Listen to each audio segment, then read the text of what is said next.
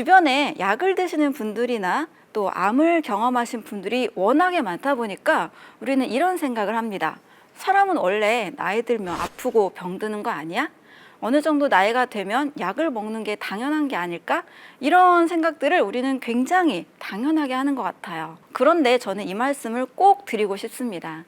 사람의 몸은 병들지 않도록 설계되어 있습니다. 우리는 건강하고 행복한 삶을 사는 것이 원래 우리가 누릴 수 있는 기본값인 거예요. 근데 주변에 많은 분들이 아프다고 사람은 당연히 아프다, 당연히 약 먹는다, 그것은 아니라는 것을 여러분들에게 꼭 강조드리고 싶습니다. 마음의 편안함이 깨진 상태, 그리고 몸의 질서가 깨진 상태, 우리 삶의 어떤 균형과 질서가 깨졌을 때 병이 찾아오게 됩니다. 자, 그러면 반대로 질병을 예방하려면 질서를 회복하면 되겠죠. 이 질서를 찾는 전반적인 것이 너무나 많다 보니까 저는 오늘 이 시간에 우리 먹는 거, 이 삼시세끼에 대해서 어떻게 하면 질서를 빠르게 잘 잡을 수 있는지를 말씀드리도록 하겠습니다. 우리 몸이 질서가 깨지는, 특히 한국인들이 질서가 깨지는 이유는 삼시세끼 골고루 잘 먹어라를 너무 잘 지키고 있기 때문이에요. 특히 한국인의 문화권에서는 삼시세끼 쌀밥을 먹어야 왠지 식사를 잘 한 것 같은 그런 느낌 때문에 우리는 늘 쌀밥을 가까이 하는 문화권 안에 살고 있습니다. 골고루 잘 먹어라. 자, 이 말은요, 식사법에 대한 문제가 아니고 우리 몸속에 세포에 필요한 영양이 잘 흡수된 상태라고 할 수가 있습니다. 그러려면 어떻게 먹어야 될까? 자, 먼저 문제점은 너무 지나친 10첩, 20첩, 30첩 반상 동시에 너무 잘 먹는 식사, 이것이 바로 문제가 됩니다. 이 탄수화물도 많이 먹고 단백질도 많이 먹고 고기도 많이 먹고 또 식후에 과일까지 아주 잘 먹는다면 그 식사가 바로 원인이 될 수 있다는 것을 확인해 보셨으면 좋겠습니다. 우리 옛날에 조선시대 왕들의 수명을 보면 40대 정도로 굉장히 짧았잖아요. 우리 조선시대 왕들은 얼마나 잘 드셨겠어요? 하루 8번 드셨다라는 이야기들이 있는데요. 이 왕들의 수명이 짧았던 이유는 너무 많이 드셔서, 너무 잘 드셔서 원인이 될 수도 있습니다. 반면 굉장히 수명이 긴 왕이 있었죠. 이 영조께서는 82세로 굉장히 장수하셨고 또 그분의 식습관은 소식을 했다라는 이야기가 전해져 내려오고 있습니다. 바로 너무 지나치게 먹으면 문제가 됐는데요. 이 문제가 되는 이유는 우리 몸에 소화가 제대로 이루어지지 않은 소화불량이 됩니다. 이 소화불량을 가볍게 보면 안 됩니다. 자, 탄수화물이 소화불량이 되면 몸속에서 발효가 일어나서 가스가 차게 되고요. 단백질이 소화불량이 되면 몸속에서 부패해서 그 변질된 성분들이 내 몸에 독소로 남게 됩니다. 지방이 제대로 소화가 안 되면 산패가 돼서 우리 몸속에 쓰레기 같은 그런 과산화 지질이 많이 생겨서 다 독소로 작용하게 된다는 거예요. 그만큼 소화도 잘 시키는 것이 매우 중요합니다. 또한 우리 한국인들은 탄수화물을 지나치게 많이 먹게 됩니다. 특히 복합 탄수화물, 자연의 탄수화물을 적당히 드시는 것은 괜찮습니다. 그런데 정제된 탄수화물이 우리 몸에 과량으로 들어오게 되면 우리 몸에 초과된 포도당과 단백질에 아미노기가 붙어서 최종 당화산물이라는 찌꺼기로 바뀌게 됩니다. 일명 당독소라고도 하는데요. 초과된 당분이 우리 몸에서 단백질과 붙어서 세포막을 변성시키고 또 세포 DNA도 변성시키면서 고혈압, 당뇨, 치매, 암, 면역질환까지도 다양한 질병들을 만들게 됩니다. 따라서 초과된 그런 탄수화물이나 단백질이 지방이 있다는 것은 단순히 살이 찌는 차원을 넘어서서 우리 몸에 독소를 만들게 되고 몸의 질서를 깨뜨리게 되고 이것이 다양한 대사질환의 원인이 됩니다. 자, 그 중에서 혈당에 문제가 된 것이 바로 당뇨병이죠. 요즘은 MZ세대들도 막 혈당 관리한다고 굉장히 열심히 노력하시는 것 같은데요. 단순히 당을 제한하고 또 절제하고 저탄고지 같은 식사만 하자는 게 아니고 어떠한 당을 먹어야 되는지를 말씀드리도록 하겠습니다. 자, 제가 질서가 깨진 것이 질병이라고 했는데요. 그러면 우리 몸에 이렇게 당 독소도 넘치고 또 탄단지도 많이 먹고 또 뷔페식 같이 막 다양한 음식 많이 먹어서 소화불량도 안 되고 이런 날들이 오래돼서 만성 피로가 있고 혈당 조절 안 되고 고혈압, 고지혈증이 있다. 만약에 이런 분들이 있다라면 반드시 꼭 실천하셨으면 좋겠습니다. 네, 질서를 바로 잡는 아주 중요한 식사, 그것이 바로 열매 식사입니다. 여러분, 열매 하면은 떠오르는 게 뭐가 있죠? 네, 과일이 있죠. 그리고 견과류도 나무에서 달리기 때문에 열매라고 할 수 있습니다. 때로는 밭에서 나는 그런 열매들도 있죠. 자, 이 열매 식사가 사람의 몸을 빠르게 바꿔줍니다. 특히 저는 늘 아침 식사는 과일로 드세요를 항상 강조하는데요. 뭐 요리할 필요도 없고 바로 씹어 먹을 수 있고 또 그 효과도 빠르면 3일, 일주일 안에도 느낄 수가 있습니다. 자, 여기서 제가 열매는 과일과 특히 견과류를 많이 강조를 드리는데요. 왜 이렇게 열매를 강조할까? 그 이유는 제가 세포를 키워봤다고 했잖아요. 세포에 이 50종의 영양소가 늘 있어야 세포는 잘 자라는데 이 50종의 영양소를 큰 분류로 하면 9대 영양소가 필요합니다. 탄수화물, 단백질, 지방 3대 영양소죠. 비타민, 미네랄 이게 5대 영양소고 또 세계보건기구가 6번째 영양소로 식이섬유를 또 정했습니다. 이렇게 6대 영양소까지는 많이 알고 계실 거예요. 그럼 또 나머지 3개는 뭐냐? 항암 성분으로 과학자들이 굉장히 강조하고 있는 것이 식물 영양소입니다. 파이토케미컬이라고 하는데요. 암세포의 성장을 막고 또 암의 혈관 신생을 막고 항암, 항염작용, 또 우리 온몸에 필요한 중요한 비타민, 미네랄들을 다 제공해 줍니다. 또 여기에 효소가 있고요. 9번째로 수분이 있습니다. 네, 여러분 잘 기억하고 계시죠? 자, 6대 영양소는 어느 정도 많은 분들이 좀 신경을 쓰고 계십니다. 그런데 이 밥이나 빵이나 고기나 우유 같은 탄수화물, 단백질, 지방의 성분은 효소라는 것이 없으면 절대 제대로 에너지로 만들어지지 않습니다. 따라서 비타민과 미네랄도 효소를 이루는 조효소라고 할 수 있고요. 또 이왕이면 음식을 통해서 효소가 들어있는 음식을 먹으면 더 좋은 겁니다. 그러면 우리 몸속에서 늘 생산해야 되는 이 효소를 그렇게 많이 만들지 않아도 되기 때문에 마치 통장에 잔고가 많이 들어있는 것처럼 몸에 효소가 충분해서 건강한 몸, 또 질병을 예방하는 몸, 또 젊은 몸이 될 수가 있습니다. 자, 이렇게 9대 영양소를 다 가지고 있는 음식을 보신 적 있으신가요? 저는 못 봤어요. 그래도 아무리 과학의 발달을 하더라도 자연만큼 뛰어난 과학은 아직은 없는 것 같습니다. 먼저는 음식이라는 거죠. 그런데 이렇게 9대 영양소가 다 들어있는 과일, 그리고 단백질, 지방은 견과류에 좀 많이 들어있죠. 이 과일과 견과류를 충분히 채우면 우리 몸에서는 어떤 일이 일어나게 될까요? 제가 3일 만에도 변화를 느낄 수 있다라고 이렇게 호언장담을 했는데 3일 만에도 느낄 수 있는 변화는 피부와 장의 변화입니다. 일단 변비가 없어지고요. 화장실을 못 갔던 분도 잘 가십니다. 또 여성분들은 몸에 독소가 빠지니까 이 피부가 맑아지면서 화장을 잘 받는다고 이야기하십니다. 또 일주일 정도 하시면 만성 피로가 굉장히 줄어들고 아침에 일어나는 게 예전만큼 힘들지 않다, 몸이 가벼워졌다 이렇게 얘기를 하십니다. 어떤 분들은요, 한 2달 정도 실천하신 분들은 불면증이 사라졌다는 분도 계시고요. 한 100일 정도 하신 분은 자가 면역 질환을 굉장히 많이 호전시켜서 약도 줄이거나 또 먹지 않게 되는 그런 사례도 있었습니다.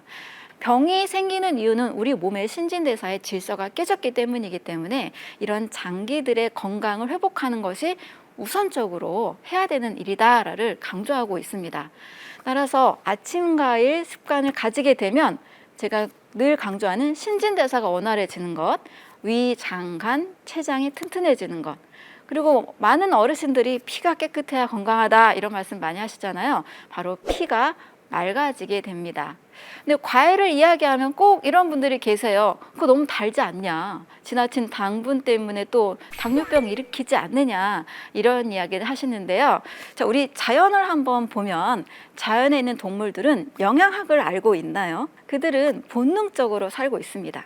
자, 미국에서 의사들을 가르치는 의사라고 알려진 조엘 펄먼 선생님은 수의사와 사육사는 어떤 동물이 무엇을 먹어야 되는지를 정확히 알고 있다. 그래도 유인원과 비슷하게 먹어야 되지 않을까? 라는 결론을 내리게 됐습니다. 왜냐하면 유인원이라는 말 자체가 바로 사람과 닮았다라는 거예요. 무엇이 닮았느냐? 자, 해부학적 구조가 99% 일치하고요. 유전자 구조도 99% 일치합니다. 자, 그래서 제가 하루에 한 끼 정도는 유인원들이 주식으로 먹는 과일 식사를 하자. 그리고 열매를 좀 같이 먹자를 늘 강조를 드리고 있습니다. 만약에 여러분 유인원들이 우리가 먹고 있는 십첩반상, 여러분들 해물찜, 아구찜, 또 가끔 소갈비, 삼겹살 이렇게 한 상 차려놓고 드시잖아요.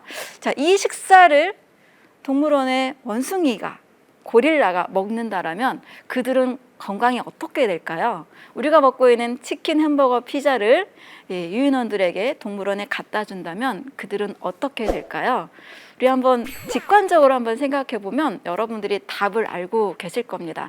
단 한 분도 더 건강해질 거야 라고 말씀하시는 분들을 제가 만나보지 못했어요. 아마 그들도 아플 것이다 라고 이야기를 많이 합니다. 자, 이 사실을 한번 생각해 본다라면 우리가 현재 먹고 있는 너무나 풍족한 식사들은 좀 단순한 밥상으로 바꿔주시고 또 하루에 한 끼, 특히 아침 식사만큼은 과일 식사를 하는 것을 추천을 드립니다.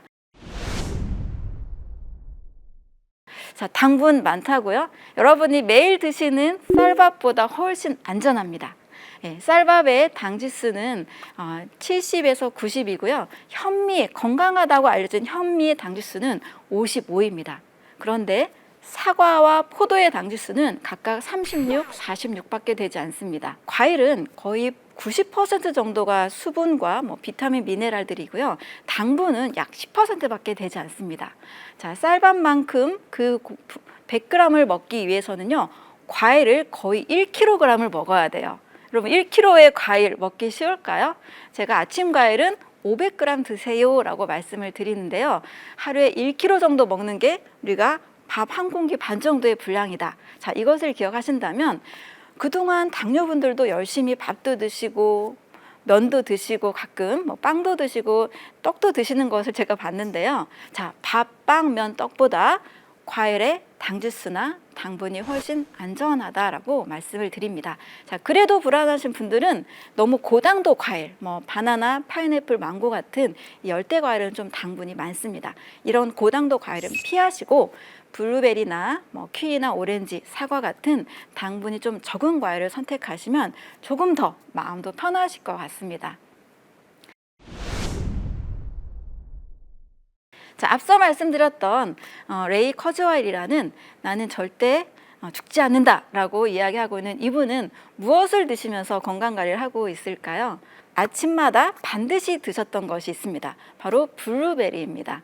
역시 이분도 과일을 드시고 계시죠? 자, 그리고 스콧 니어링과 헬렌 니어링, 100세까지 무병장수의 삶을 보여주었던 이 두 분도 아침 식사는 무조건 과일을 하셨습니다. 자, 그럼 그 외에는 무엇을 먹어야 될까요?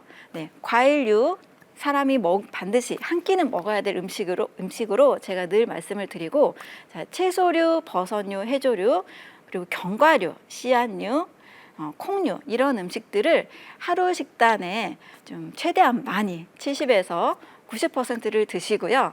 대신 단백질류, 고기, 생선, 계란은 10% 이내로 드실 것을 추천을 드립니다. 그리고 너무 많은 동시에 다양한 밥상보다는 이 단순한 밥상, 사찰 음식 같은 검소한 밥상, 밥에 그냥 채소, 버섯, 해조류 이렇게 좀 단순하게 두세 가지의 반찬 정도로만 드시는 것이 완전 소화에 가깝게 됩니다. 우리 몸에 다양한 음식으로 소화불량을 일으키면 그것은 독소가 된다는 것을 기억하시고 몸의 질서가 깨지고 염증을 일으킬 수 있다는 것을 기억하시면 되겠습니다. 자, 이제부터는 여러분들이 모두 다 아침 한 끼만큼은 과일 식사 하시고요. 또 견과류도 함께 섭취하시면서 몸의 질서를 잡아가는 건강한 여러분들이 되셨으면 좋겠습니다. 네, 여러분 시청해 주셔서 감사합니다. 주변에 약을 드시는 분들이나 또 암을 경험하신 분들이 워낙에 많다 보니까 우리는 이런 생각을 합니다. 사람은 원래 나이 들면 아프고 병드는 거 아니야? 어느 정도 나이가 되면 약을 먹는 게 당연한 게 아닐까? 이런 생각들을 우리는 굉장히 당연하게 하는 것 같아요. 그런데 저는 이 말씀을 꼭 드리고 싶습니다. 사람의 몸은 병들지 않도록 설계되어 있습니다.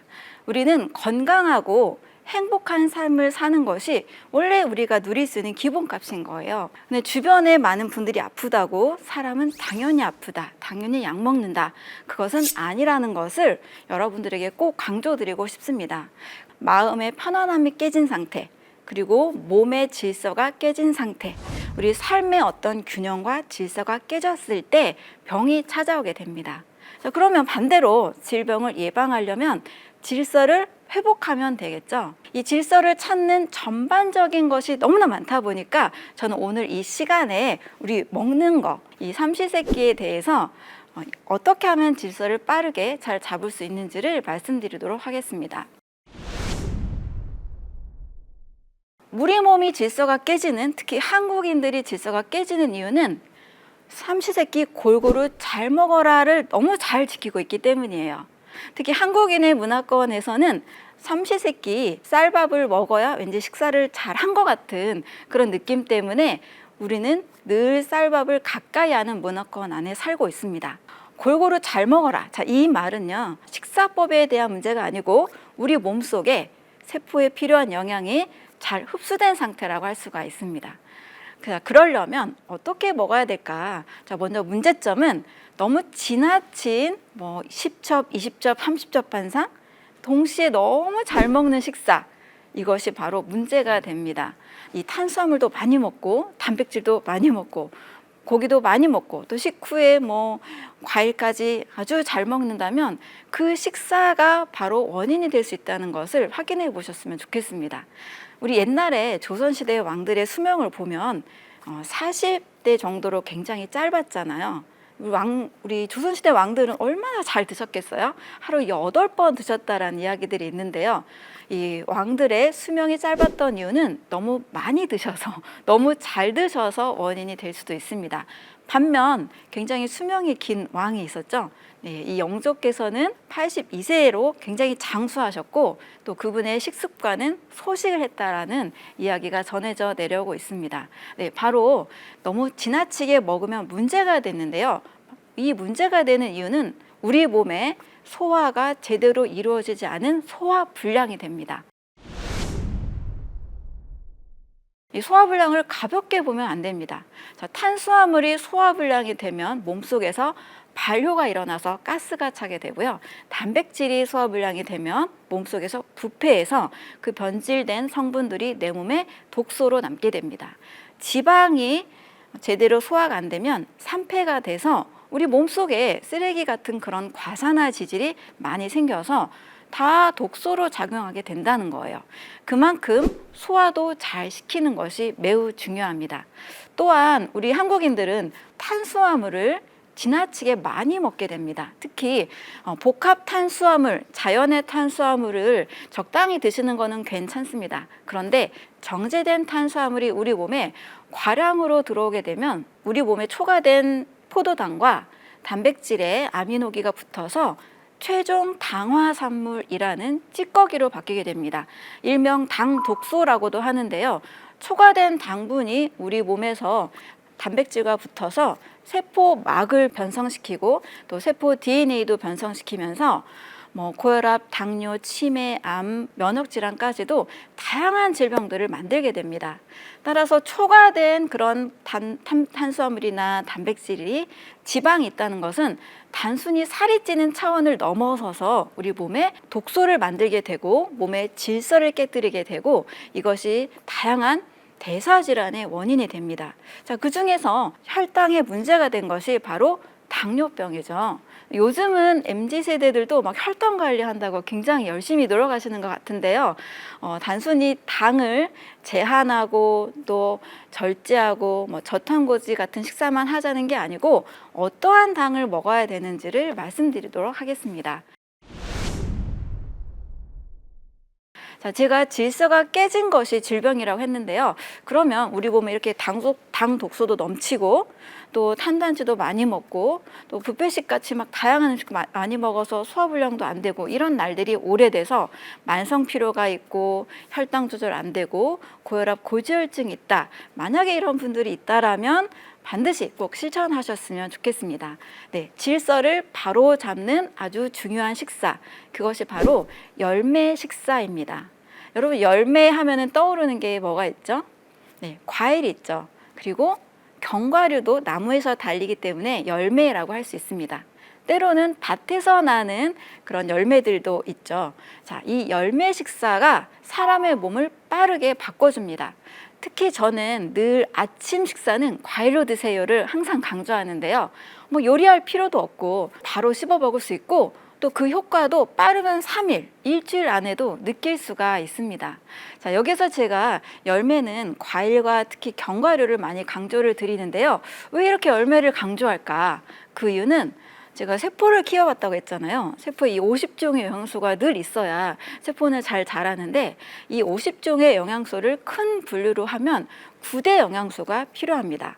탄수화물, 단백질, 지방 3대 영양소죠. 비타민, 미네랄 이게 5대 영양소고 또 세계보건기구가 6번째 영양소로 식이섬유를 또 정했습니다. 이렇게 6대 영양소까지는 많이 알고 계실 거예요. 그럼 또 나머지 3개는 뭐냐? 항암 성분으로 과학자들이 굉장히 강조하고 있는 것이 식물 영양소입니다. 파이토케미컬이라고 하는데요. 암세포의 성장을 막고 또 암의 혈관 신생을 막고 항암, 항염작용, 또 우리 온몸에 필요한 중요한 비타민, 미네랄들을 다 제공해 줍니다. 또 여기에 효소가 있고요. 9번째로 수분이 있습니다. 네, 여러분 잘 기억하고 계시죠? 자, 6대 영양소는 어느 정도 많은 분들이 좀 신경을 쓰고 계십니다. 그런데 이 밥이나 빵이나 고기나 우유 같은 탄수화물, 단백질, 지방의 성분은 효소라는 것이 없으면 절대 제대로 에너지로 만들어지지 않습니다. 따라서 비타민과 미네랄도 효소를 이루는 조효소라고 할 수 있고요.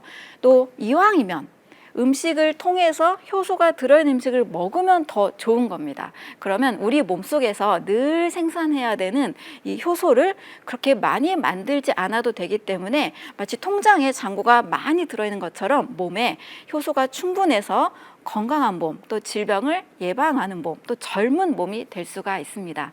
자, 이렇게 9대 영양소를 다 가지고 있는 음식을 보신 적 있으신가요? 저는 못 봤어요. 그래도 아무리 과학의 발달을 하더라도 자연만큼 뛰어난 과학은 아직은 없는 것 같습니다. 먼저는 음식이라는 거죠. 그런데 이렇게 9대 영양소가 다 들어있는 과일, 그리고 단백질, 지방은 견과류에 좀 많이 들어있죠. 이 과일과 견과류를 충분히 채우면 우리 몸에서는 어떤 일이 일어나게 될까요? 제가 3일 만에도 변화를 느낄 수 있다라고 이렇게 호언장담을 했는데 3일 만에도 느낄 수 있는 변화는 피부와 장의 변화입니다. 일단 변비가 없어지고요. 화장실을 못 갔던 분도 잘 가십니다. 또 여성분들은 몸에 독소가 빠지니까 이 피부가 맑아지면서 화장을 잘 받는다고 이야기하십니다. 또 일주일 정도 하시면 만성 피로가 굉장히 줄어들고 아침에 일어나는 게 예전만큼 힘들지 않다, 몸이 가벼워졌다 이렇게 얘기를 하십니다. 어떤 분들은요, 한 2달 정도 실천하신 분들은 불면증이 사라졌다는 분도 계시고요. 한 100일 정도 하신 분은 자가 면역 질환을 굉장히 많이 호전시켜서 약도 줄이거나 또 먹지 않게 되는 그런 사례도 있었습니다. 병이 생기는 이유는 우리 몸의 신진대사의 질서가 깨졌기 때문이기 때문에 이런 장기들의 건강을 회복하는 것이 우선적으로 해야 되는 일이다를 강조하고 있습니다. 따라서 아침 과일 습관을 가지게 되면 제가 늘 강조하는 신진대사가 원활해지는 것, 위, 장, 간, 췌장이 튼튼해지는 것, 그리고 많은 어르신들이 피가 깨끗해야 건강하다 이런 말씀 많이 하시잖아요. 바로 피가 맑아지게 됩니다. 근데 과일을 이야기하면 꼭 이런 분들이 계세요. 그거 너무 달지 않냐? 지나친 당분 때문에 또 당뇨병 일으키지 않느냐? 이런 이야기를 하시는데요. 자, 우리 자연을 한번 보면 자연에 있는 동물들은 영양학을 알고 있나요? 그들은 본능적으로 살고 있습니다.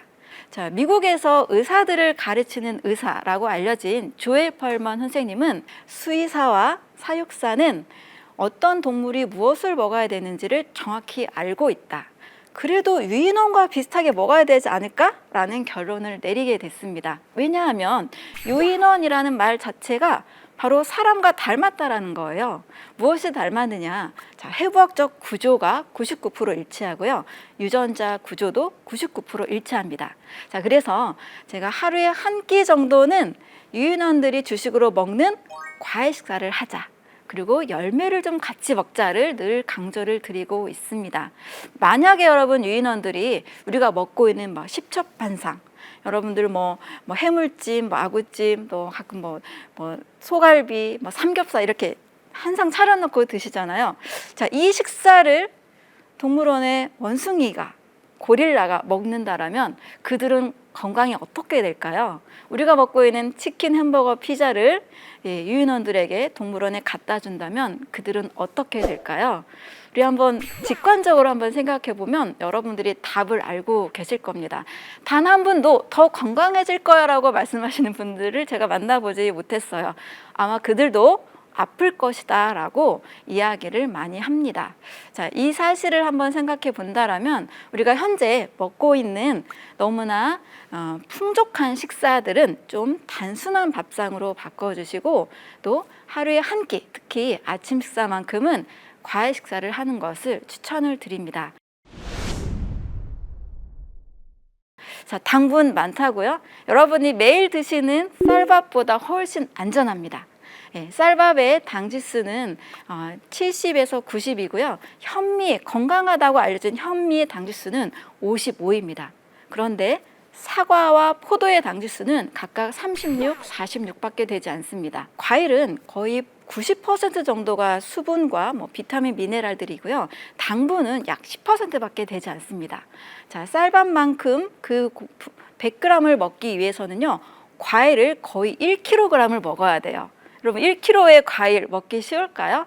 제가 아침 과일은 500g 드세요 라고 말씀을 드리는데요. 하루에 1kg 정도 먹는 게 우리가 밥 한 공기 반 정도의 분량이다. 자, 이것을 기억하신다면 그동안 당뇨분들도 열심히 밥도 드시고 면도 드시고 가끔 빵도 드시고 떡도 드시는 것을 제가 봤는데요. 자, 밥, 빵, 면, 떡보다 과일의 당지수나 당분이 훨씬 안전하다라고 말씀을 드립니다. 자, 그래도 불안하신 분들은 너무 고당도 과일, 바나나, 파인애플, 망고 같은 열대 과일은 좀 당분이 많습니다. 이런 고당도 과일은 피하시고 블루베리나 키위나 오렌지, 사과 같은 당분이 좀 적은 과일을 선택하시면 조금 더 마음도 편하실 것 같습니다. 자, 앞서 말씀드렸던 레이 커즈와일이라는 나는 절대 죽지 않는다 라고 이야기하고 있는 이분은 무엇을 드시면서 건강관리를 하고 있을까요? 아침마다 반드시 드셨던 것이 있습니다. 바로 블루베리입니다. 역시 이분도 과일을 드시고 계시죠? 자, 그리고 스콧 니어링과 헬렌 니어링, 100세까지 무병장수의 삶을 보여주었던 이 두 분도 아침 식사는 무조건 과일을 하셨습니다. 자, 그럼 그 외에는 무엇을 먹어야 될까요? 네, 과일류, 사람이 반드시 한 끼는 먹어야 될 음식으로 제가 늘 말씀을 드리고, 자, 채소류, 버섯류, 해조류, 그리고 견과류, 씨앗류, 콩류 이런 음식들을 하루 식단에 좀 최대한 많이 70에서 90%를 드시고요. 대신 단백질류, 고기, 생선, 계란은 10% 이내로 드실 것을 추천을 드립니다. 그리고 너무 많은 동시에 다양한 밥상보다는 이 단순한 밥상, 사찰 음식 같은 검소한 밥상, 밥에 그냥 채소, 버섯, 해조류 이렇게 좀 단순하게 두세 가지의 반찬 정도로만 드시는 것이 완전 소화에 가깝게 됩니다. 우리 몸에 다양한 음식으로 소화불량을 일으키면 그것은 독소가 된다는 것을 기억하시고 몸의 질서가 깨지고 염증을 일으킬 수 있다는 것을 기억하시면 되겠습니다.